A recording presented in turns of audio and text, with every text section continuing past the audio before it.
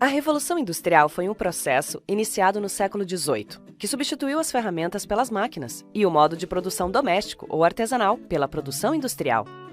Depois que o modo de produção industrial surgiu, o mundo nunca mais foi o mesmo. Mas antes de ver o vídeo, não se esqueça de ativar o sininho para não perder nenhum conteúdo do Toda a Matéria. Vamos lá? O modo de produção industrial se espalhou por grande parte do hemisfério norte durante os séculos XVIII e XIX e acabou com o modo de produção artesanal. Mas você sabe a diferença entre o modo de produção artesanal e o industrial? A produção artesanal ou doméstica é aquela onde toda a fabricação de um produto é realizada pela mesma pessoa, muitas vezes na sua própria casa. Tomemos como exemplo um sapato. No modo de produção artesanal, é o sapateiro que possui a matéria-prima, como por exemplo couro, tecidos, pregos e as ferramentas que vão transformar este material em um calçado. O próprio sapateiro corta e costura o couro, e também é ele que o vende diretamente ao consumidor. Assim, dizemos que ele participa de todas as etapas da produção. No entanto, um sapato produzido desta maneira custa caro, e poucos poderiam se dar ao luxo de andar calçados. Já no modo de produção industrial, várias pessoas realizam apenas uma etapa da produção. Um indivíduo é responsável por fornecer a matéria-prima, outro possui o local e as ferramentas de trabalho, e vários operários são responsáveis pela fabricação do produto. Na fábrica, um trabalhador será responsável pelo corte, outro pela costura, e um terceiro pelo acabamento do calçado. Temos então a divisão das etapas de produção. Uma vez terminado, o produto será vendido em lojas especializadas pelos vendedores, que não são os mesmos que fabricaram o sapato. O modo de produção industrial permite que se produza maior quantidade de produtos em menor tempo e que eles sejam mais baratos. Agora que você sabe a diferença entre os dois modos de produção, vamos ver como a Revolução Industrial transformou o mundo? Foi na Inglaterra que as primeiras fábricas surgiram, e vários fatores explicam as razões do pioneirismo inglês. Entre eles, podemos citar capital disponível, estabilidade política, mão de obra, mercado consumidor interno e colônias. A expansão do mercado internacional dos séculos XVI e XVII trouxe um extraordinário aumento da riqueza para a burguesia. Isso permitiu a acumulação de capital, capaz de financiar o progresso técnico e o alto custo da instalação nas indústrias. Com esse dinheiro que estava sobrando, os burgueses passaram a investir em máquinas, a fim de produzir mais artigos de consumo. Com a Revolução Gloriosa, a burguesia torna-se a maioria no parlamento inglês. Assim, os burgueses começaram a fazer uma série de leis que favoreciam suas atividades comerciais. Importante destacar que, depois desta revolução, a Inglaterra não teve mais nenhum episódio de guerra civil em seu território. A estabilidade política e a paz interna garantiram que os recursos fossem aplicados nas indústrias que surgiam e no comércio. Desde o fim da Idade Média, parte significativa da população rural inglesa se dirigia às cidades devido aos cercamentos do campo. Com a lei dos cercamentos, as terras comunais, aquelas que pertenciam a toda a comunidade, foram eliminadas e a sobrevivência ficou mais difícil para os camponeses. Assim, ocorre o êxodo rural, onde a população se dirige às cidades em busca de trabalho.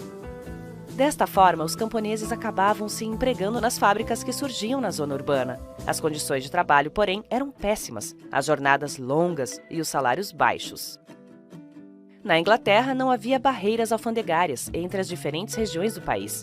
Igualmente, existiam boas estradas com pedágio e vários rios facilitavam o escoamento da produção interna. Por isso, os produtores já sabiam que teriam um mercado para seus artigos no próprio país e, assim, investiam mais e mais na produção. A Inglaterra também tinha colônias no Caribe, na África e na Ásia, que garantiam o fornecimento de matéria-prima. Assim, a burguesia inglesa pôde contar com o crescente império colonial, que assegurava mercado consumidor e matéria-prima. Na Inglaterra, na segunda metade do século XVIII, diversos inventos aceleraram a produção. Vamos conhecer alguns deles? O primeiro ramo da indústria a ser mecanizado foi o da fiação e da tecelagem de algodão. O inventor inglês James Hargreaves criou a máquina de fiar, construída em madeira, usada no meio rural e doméstico. Richard Arkwright constrói o tear hidráulico, que seria utilizado na indústria têxtil. Nesse mesmo ano, James Watt cria o motor a vapor. e este passa a ser empregado nas máquinas de fiar e tecer. Edmund Cartwright inventou o tear mecânico, que podia ser operado por mão de obra não especializada. Esse aparelho marcou o fim da tecelagem manual.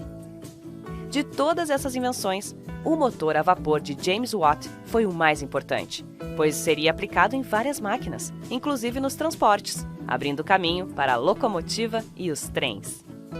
Para aumentar a resistência das máquinas, a madeira foi substituída pelo metal, que estimulou o avanço da siderurgia.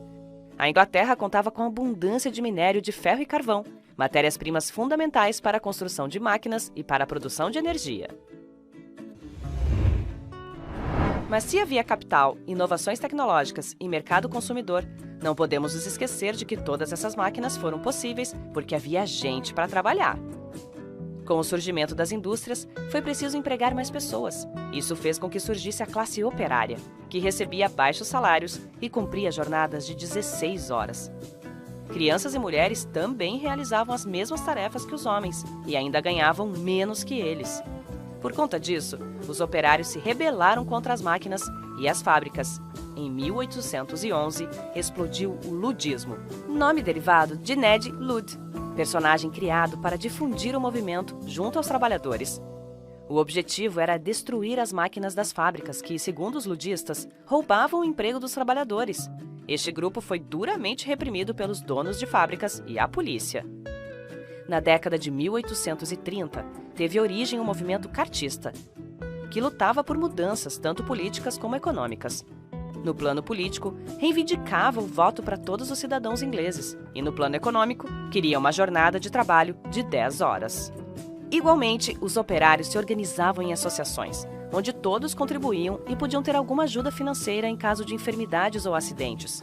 Em seguida, surgiram os trade unions, sindicatos, que lutaram para proibir o trabalho infantil e o feminino, conseguir a jornada de trabalho de 8 horas e o direito de greve. Como vocês podem ver, o mundo nunca mais foi o mesmo depois do aparecimento do modo de produção industrial. Com a divisão da produção, ocorreu o aumento do rendimento do trabalho, a redução do custo de fabricação e o barateamento das mercadorias. No entanto, o modo de produção doméstico desapareceu, as pessoas se deslocaram para a cidade e ocorreu o abandono da vida rural. Também verificamos a concentração de renda na mão dos donos das indústrias, a expansão e a consolidação do sistema capitalista e a degradação do meio ambiente. A industrialização caminhou junto com o progresso científico e tecnológico, bem como o avanço dos sistemas de comunicação e de transporte, que tornaram o mundo pequeno. No entanto, o longo caminho da industrialização acabou por distanciar os países entre si. Afinal, nem todos implantaram indústrias ao mesmo tempo. Por isso, o mundo ficou dividido entre países industrializados e não industrializados, fornecedores de matérias-primas aos primeiros. Esta foi a matéria de hoje. Vamos fazer um resumo rapidinho? A Revolução Industrial foi um processo, iniciado no século XVIII, que substituiu as ferramentas pelas máquinas e o modo de produção artesanal pelo modo industrial. No modo de produção artesanal, o artesão participa de todas as etapas da produção. Já no modo de produção industrial, vários trabalhadores atuam somente uma etapa de produção.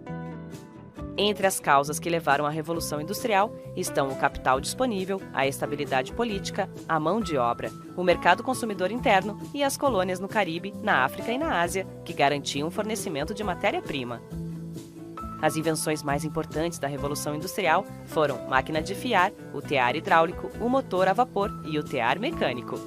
De todas essas invenções, o motor a vapor foi a mais importante, pois seria aplicado nos transportes, abrindo caminho para a locomotiva e os trens. Outros dos pontos fundamentais que falamos foi a mobilização operária com os trabalhadores das fábricas lutando por melhorar suas condições de trabalho.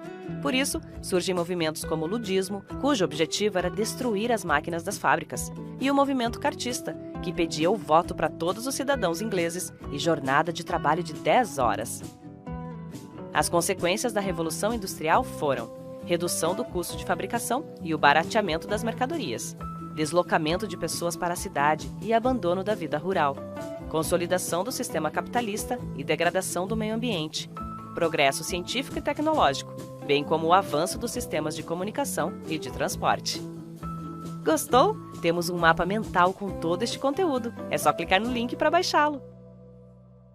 Inscreva-se no canal e não se esqueça de compartilhar o vídeo com quem precisa saber sobre a Revolução Industrial. Até a próxima!